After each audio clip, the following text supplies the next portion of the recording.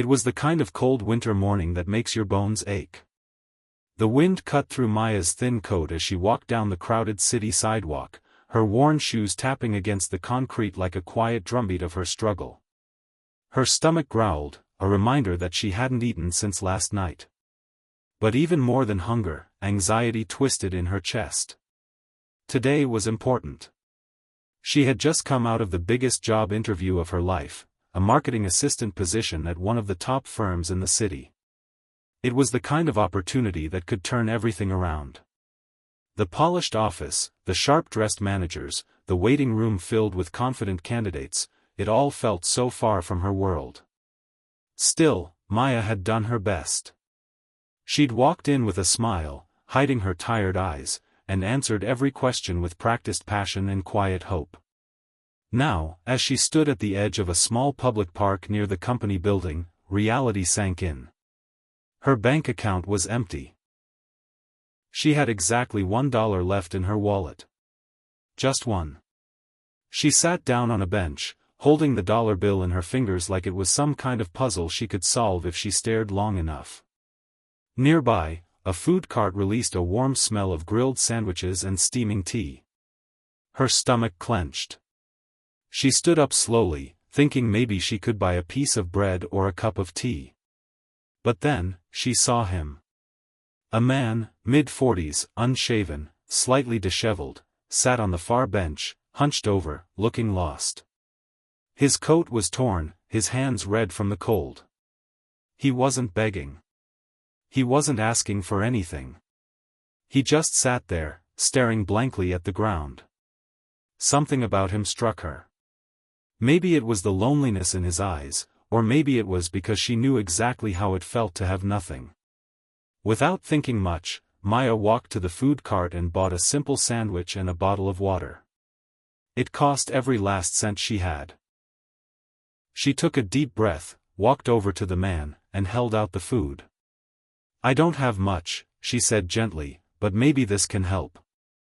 The man looked up, surprised. His face was weathered but kind. "You're giving me your lunch?" he asked, clearly stunned. She nodded. "Sometimes, it just helps to know someone cares."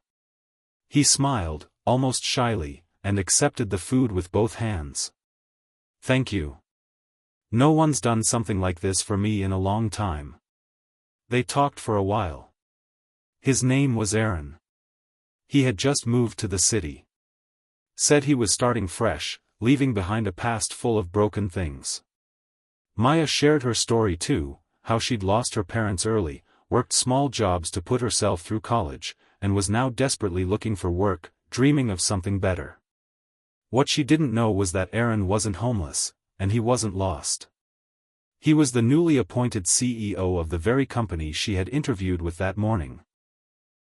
After years abroad leading global teams, he had returned anonymously to see the city and its people through a different lens, away from boardrooms and luxury cars.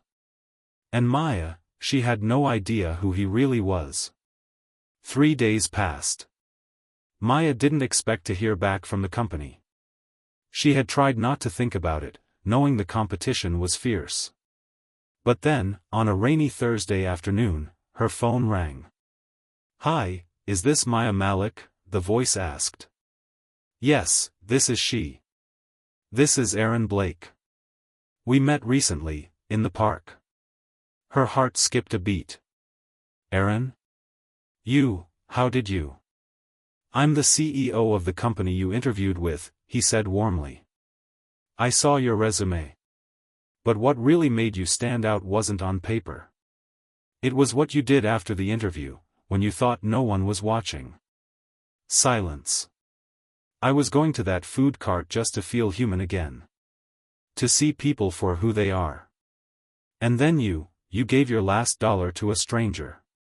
You didn't know I had the power to hire you. You didn't even hesitate." Maya couldn't speak. Tears welled up in her eyes.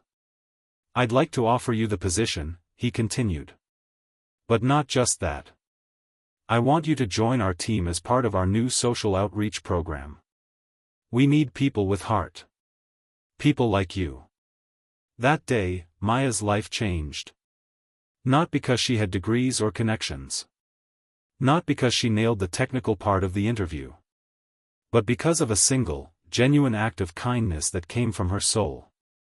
Months later, Maya stood in front of a group of young interns, telling her story. She was now leading the company's People First initiative, a program designed to bring empathy and social awareness into business decisions. The very company that once felt unreachable was now her second home. She looked at the wide-eyed faces before her and said, "Never underestimate the power of kindness.